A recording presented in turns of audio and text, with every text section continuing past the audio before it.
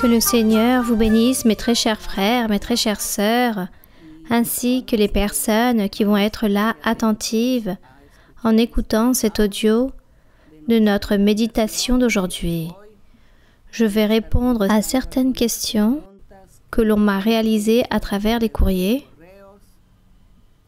Et ensuite, nous allons méditer 4 versets de la Bible pour honorer et glorifier le nom du Seigneur, avec le propos d'apprendre la doctrine et aussi de nous approcher ainsi chaque jour à notre Dieu. Lorsque nous avons la connaissance et la doctrine, nous nous approchons au Seigneur et nous disons que nous sommes en communion avec lui. Et voilà ce que nous voulons, que nous ayons la communion avec le Seigneur, qu'il puisse se trouver très proche de nous et que nous puissions ainsi lui donner ce qu'il mérite. Alors, dans l'une des questions que l'on m'a posées, quelqu'un m'a dit qu'il connaît un familier dans son foyer, dans sa maison, il y a un familier, plus précisément une sœur qui mène plus de 20 ans dans l'Église, et que cette sœur s'exprime avec de vaines paroles, et elle croit en beaucoup de superstitions. Elle s'irrite lorsqu'on la corrige, lorsqu'on lui enseigne, lorsqu'on lui dit que cela n'est pas correct devant le Seigneur, elle s'énerve beaucoup. Alors, mon conseil se dirige à cette sœur qui peut-être est en train de m'écouter.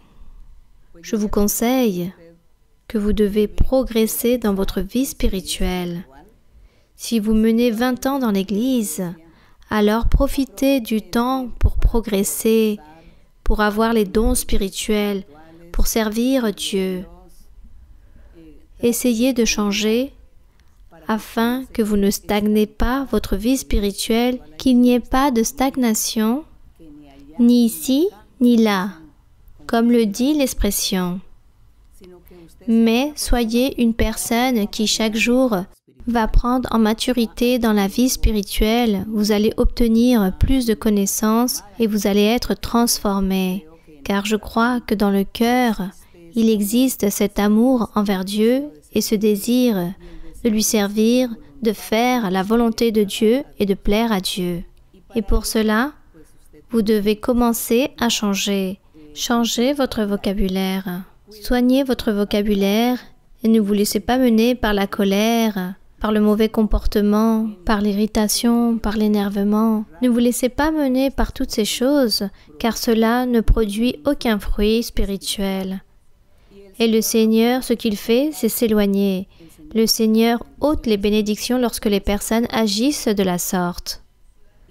Alors, si quelqu'un vous réprimande, je pense qu'à partir de maintenant, personne ne va vous redresser car vous-même, vous allez réfléchir et vous allez prendre votre propre décision de changer et de vouloir plaire au Seigneur. Alors, je vous félicite, car moi, je pense que maintenant, vous allez avoir ce changement et vous allez avoir une manière de vivre différente, toujours vers le bien, vers le triomphe et la victoire en le Seigneur. Il y a une autre question qu'on me pose. On me dit, si cela est incorrect qu'un frère ou une sœur qui assiste à l'Église, qui mène déjà plusieurs années peut-être dans l'Église, se marie avec quelqu'un qui n'appartient pas à l'Église. Eh bien moi, mon conseil est que cela est incorrect, car il n'y aura pas de compréhension en ces deux personnes, car il n'y aura pas d'adéquation, au moins dans cette vie spirituelle, dans la croyance envers Dieu. Et ces personnes vont recevoir des problèmes dans le futur. Si la sœur se marie avec un homme qui n'appartient pas à l'Église, elle aura des problèmes dans le futur. Si le frère de l'Église se marie avec une femme qui n'appartient pas à l'Église, il aura aussi des problèmes dans le futur et sûrement ce mariage ne va pas durer très longtemps et se terminera par un divorce.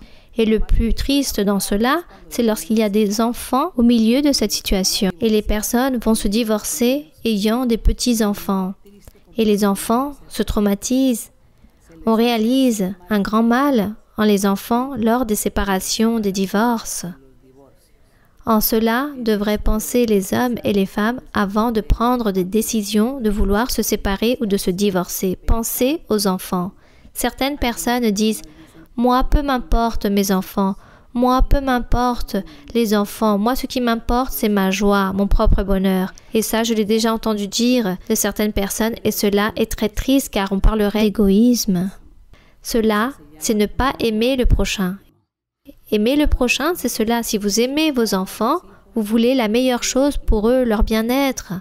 Alors, essayez de vous comprendre avec votre conjoint ou votre conjointe, du moins jusqu'à ce que vos enfants grandissent un peu plus. Mais vous allez réussir lorsque tous deux, vous allez croire en la même chose, lorsque tous deux, vous appartiendrez à la même église et chercherez Dieu. Mais si cela n'est pas ainsi, à cause de cette question, je vous conseille de vous garder et éviter d'aller donner ce pas vers le mariage avec la personne qui est non conforme avec les sujets religieux ou identités spirituelles que vous avez. Ça, c'est mon conseil. Ce n'est pas une obligation. Ce n'est pas non plus un commandement. C'est juste par rapport à ce que les apôtres nous enseignent.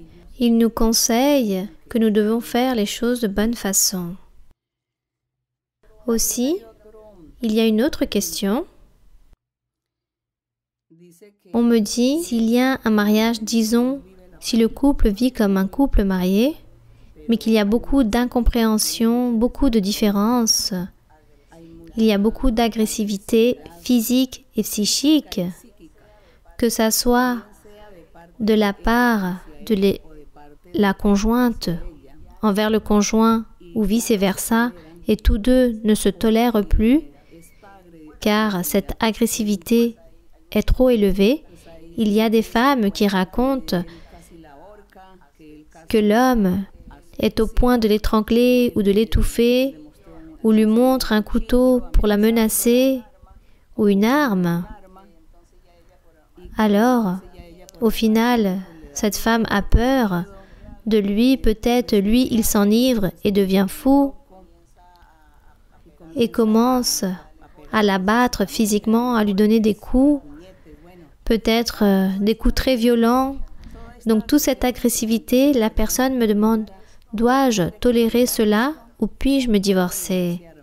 La Bible, l'apôtre Paul, enseigne, lorsqu'il était en train de donner des conseils par rapport au mariage, l'apôtre Paul disait qu'il donnait comme conseil qu'il ne fallait pas se séparer, qu'il fallait continuer de l'avant dans son mariage. Mais si un frère, une sœur, quelqu'un était en train de souffrir des conséquences physiques de la part de son conjoint et que son conjoint n'appartenait pas à l'Église, alors que cette personne de l'Église, oui, était en train de souffrir, alors il disait, vous pouvez vous séparer, car personne n'est esclave de personne. Vous ne devez pas être esclave et souffrir physiquement de cette manière. Alors la personne peut divorcer. Mais le plus triste est que l'apôtre Paul dit « Divorcez-vous ». Et il dit à la femme « Mais ne vous remariez plus, vous devez rester ainsi ». Alors cela est très dur, très triste dans la vie. Moi, à ce moment-là, je ne préfère pas donner de conseils ni donner mon opinion. Il s'agit d'un choix de chaque personne et Dieu saura comment il traite chaque homme, chaque femme par rapport à ceux qui se séparent ou se divorcent. Mais, par contre, je répète à nouveau, si dans un foyer, il existe la violence physique, alors dans ces cas, vaut mieux divorcer. Peut-être vous allez dire, existe-t-il la violence physique lorsque deux personnes vont à l'église? Ou existe-t-il la violence physique lorsque un seul du couple va à l'église, l'un va et l'autre non? Alors, moi je vous dis, les deux situations sont valides. Si tous deux vous allez à l'église, mais lui n'a pas pris les choses au sérieux vis-à-vis de Dieu, ne respecte pas, ne valorise pas et vous traite très mal physiquement, il s'enivre et réalise beaucoup de choses mauvaises contre vous, alors vous pouvez prendre la décision de vous divorcer. Mais si vous avez votre couple qui ne va pas à l'église, vous oui, mais lui non, il y a une agressivité physique et que l'autre personne se comporte de manière insensée à cause peut-être de l'ivrognerie ou peut-être à cause d'une consommation de stupéfiants ou d'autres causes, vous pouvez prendre la décision de vous divorcer. Rappelez-vous que l'apôtre Paul disait que personne ne devait vivre en esclavage. Alors, cela serait injuste, car peut-être un jour, votre conjoint vous ôtera la vie et là, il y aura donc un meurtre dans un foyer, dans une famille. Tout cela à cause d'un manque de sagesse. La sagesse est donc très importante, la prudence, le savoir-faire, prendre les bonnes décisions. Tout cela joue un rôle très important dans la vie des personnes. Que les personnes fassent les choses de manière prudente, intelligente, et que toute personne s'attache à Dieu dans la prière, mais aussi que les personnes demandent avec tout leur cœur à Dieu que Dieu les aide, afin que Dieu aussi change ces personnes et leur donne un peu de paix et de joie. Bien. Il y a aussi une autre question. On me demande si avorter, il s'agit d'un meurtre. Moi, je vous dis, lorsque l'avortement est provoqué de manière volontaire, alors il s'agit d'un homicide. Mais il y a des avortements sur des personnes qui sont enceintes. Il s'agit d'avortements naturels car la même nature, le même corps tombe malade et expulse le fœtus ou le bébé, la créature. Il expulse ce fœtus. Il s'agit d'un avortement naturel. Il ne s'agit pas d'un meurtre. Mais vous, si vous êtes une femme enceinte et vous partez dans un lieu où on provoque les avortements, ou même un même hôpital ou un pays qui permet les avortements, et vous allez là-bas pour provoquer un avortement volontaire, vous êtes en train de commettre un homicide. Et celui qui pratique cette opération, le médecin, procède aussi à un homicide. Ou si vous allez à un endroit clandestin, il ne s'agit pas d'un hôpital car il y a des personnes qui se dédient juste à faire cela, alors les deux personnes commettent un homicide. Cela est un péché devant Dieu car cela, c'est ôter et enlever une vie. Tout a une solution avec la prière. S'il y a une femme qui a été victime d'un viol et qui est tombée enceinte, alors cela serait injuste. Mais de toute façon, vous allez prier Dieu et vous allez demander à Dieu qu'il vous aide. Et Dieu sera, s'il enlève la vie à cet être qui se trouve en vous, où Dieu veut que vous puissiez obtenir cet enfant, peut-être cela peut être une bénédiction dans le futur. Je connais beaucoup de femmes qui ont été victimes de viol et sont tombées enceintes. Et elles ont engendré leur enfant. Leur enfant était devenu adulte et c'était eux qui veillaient et prenaient soin de leur mère. Par exemple, l'une d'entre elles me disait « Moi, j'ai été victime d'un viol, j'ai eu un enfant, mais je ne regrette pas. Je n'ai aucun regret que cela soit passé. Je ne souffre pas, car mon enfant, c'est ma vie, c'est la prunelle de mes yeux, c'est lui qui m'appuie, qui me tend la main, qui prend soin de moi. » Alors, en elle, ou dans toutes ces femmes, il existe une grande reconnaissance de voir leurs enfants qui peut-être ont été engendrés à travers un viol, mais nous voyons comment Dieu, à la fin, a béni ces femmes. Alors Dieu peut bénir. Même s'il existe des personnes qui disent non, qui ont été victimes d'un viol, doivent absolument aller voir le médecin pour ôter cette vie. Non! Attendez que ce soit Dieu qui ôte la vie et non les êtres humains à d'autres êtres humains. Alors, en cela, gardez-vous, soyez intelligents. Si vous voulez plaire à Dieu, faites les choses de bonne façon, attachez-vous à la prière, car Dieu peut tout faire. Dieu est puissant et Dieu peut absolument tout faire. Alors ne vous inquiétez pas, continuez en avant, cherchez Dieu, croyez en lui et soyez fermes, car Dieu vous bénira en tout. Nous allons donc ouvrir la Bible dans Éphésiens, chapitre 4. Dans Éphésiens chapitre 4, nous allons méditer dans 4 versets, du verset 26 au 32. Certains conseils de l'apôtre Paul qui a donné à l'église de Éphèse à l'époque. Et aujourd'hui aussi, nous pouvons mettre en pratique cela, car cela nous sert aussi pour l'accroissement de notre vie spirituelle et aussi pour plaire à Dieu. Alors ici, dans le verset 26, l'apôtre dit, « Si vous vous mettez en colère, il dit aux personnes, il dit aux croyants, aux serviteurs de l'évangile du Seigneur Jésus-Christ. » Il est en train de parler à l'Église et il leur dit, « Si vous vous mettez en colère, oui, vous pouvez vous mettre en colère. Dans certains lieux, dans certains pays, on dit se fâcher, se déranger. D'autres disent « je me suis énervé ». Beaucoup de mots sont donnés à tout ce genre de colère si forte ou d'altération. Et c'est pourquoi il dit « si vous vous mettez en colère, ne péchez point. » Oui, vous pouvez vous énerver pour n'importe quel sujet.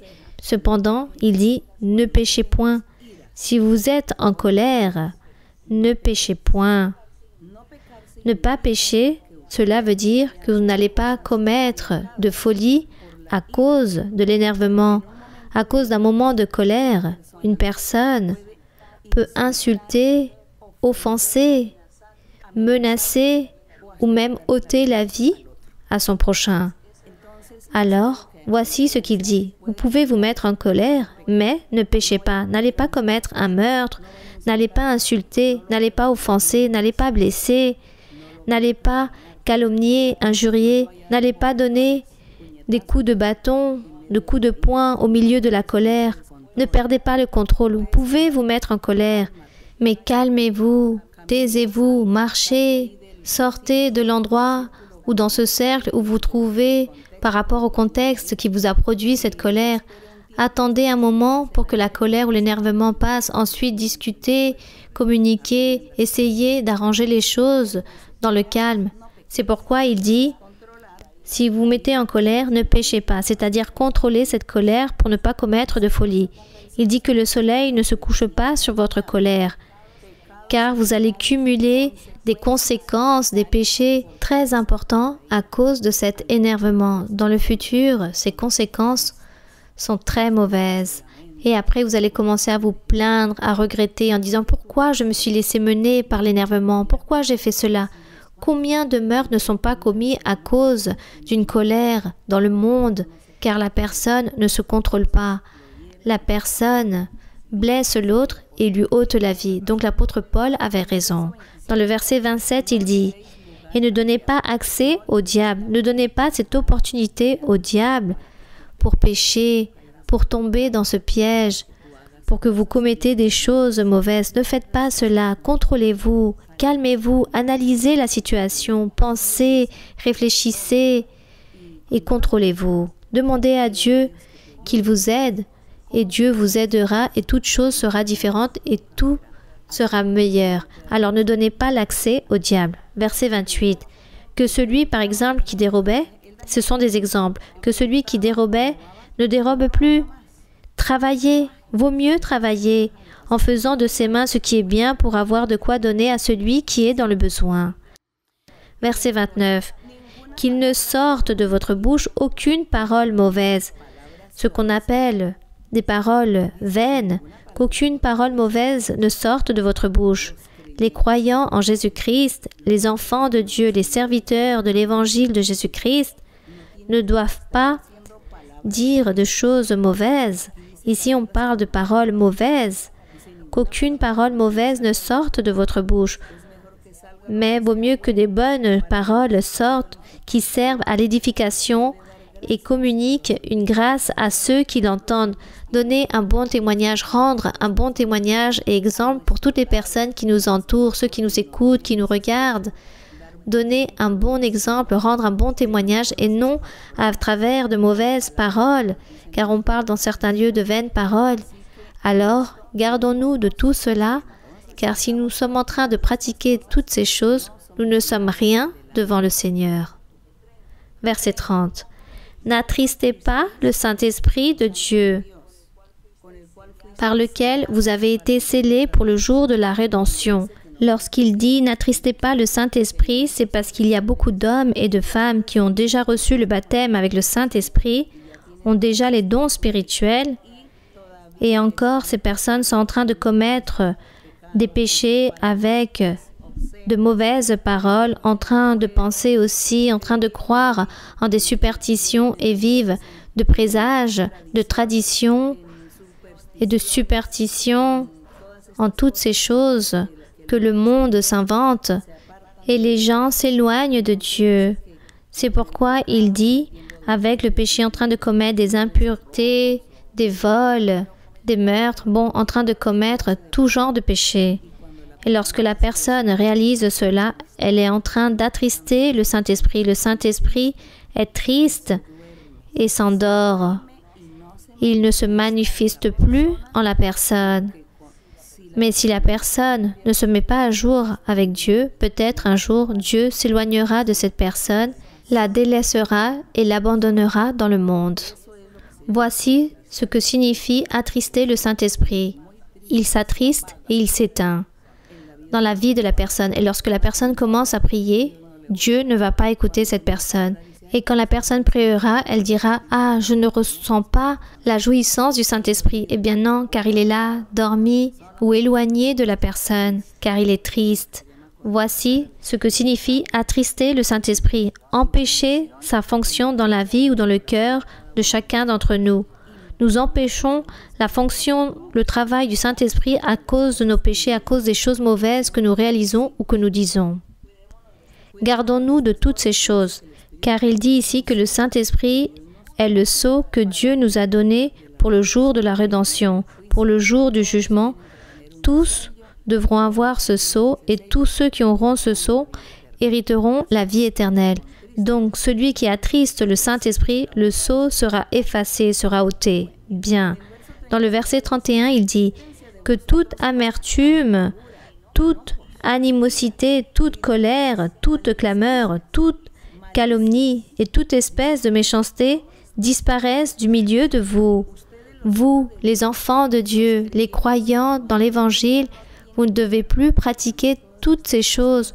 Vous ne devez plus vivre dans tout cela, dans toutes ces amertumes, ces colères, ces clameurs, ces calomnies, en train de douter de Dieu. Ne soyez pas méchants, malveillants, malicieux, en train de juger les autres ou en train de réaliser tout ce genre de choses. Cela n'est pas pour les croyants de l'Évangile ou les enfants de Dieu. Ce n'est pas pour ceux qui ont reçu le Saint-Esprit. Non, il faut s'éloigner de toutes ces choses.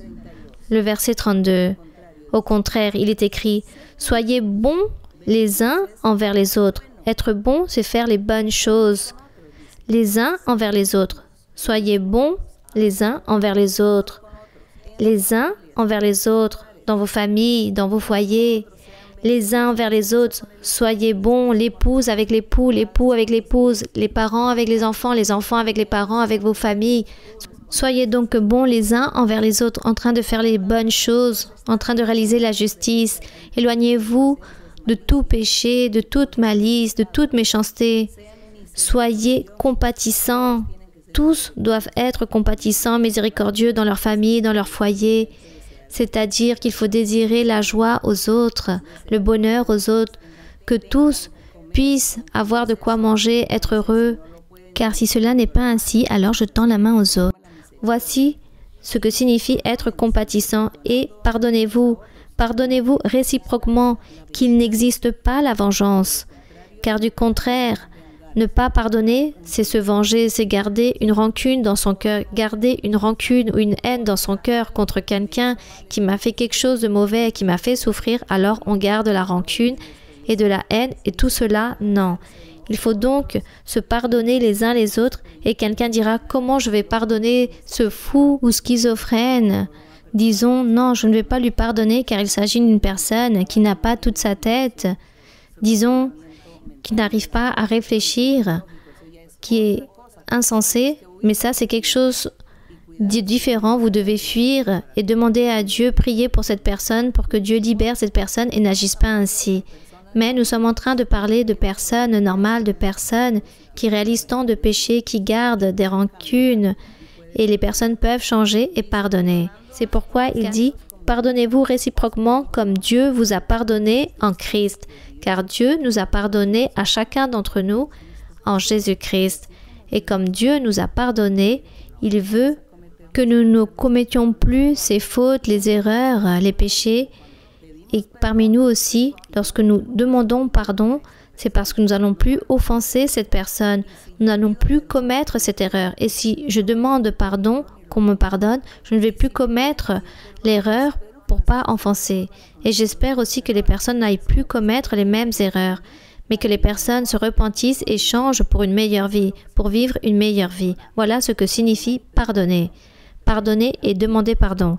Il faut changer complètement, car pardonner et refaire le lendemain la même chose, cela, ce n'est plus pardonner et on ne parlerait plus d'une véritable repentance. Bon, tous ces conseils que nous donne l'apôtre, on espère aussi les suivre avec l'aide de notre Dieu.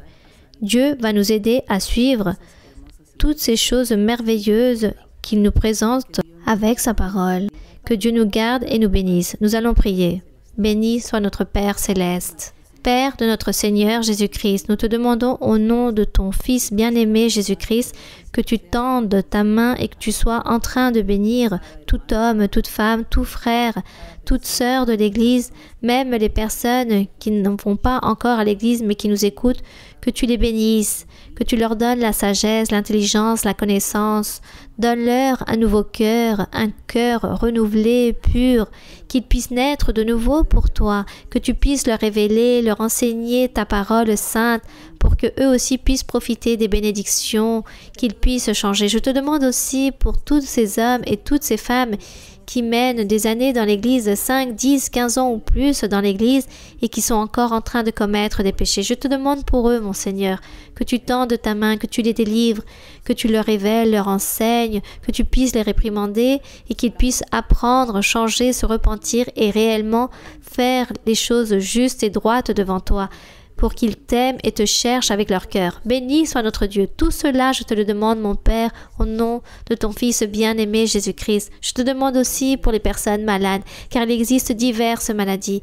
Il existe beaucoup de personnes qui sont malades de tout âge. Je te demande, Seigneur, que tu tendes ta main, que tu les guéris, que tu les délivres. Il y a eu beaucoup aussi d'accidents dans les frères et sœurs de l'Église, que tu les gardes, que tu les guérisses.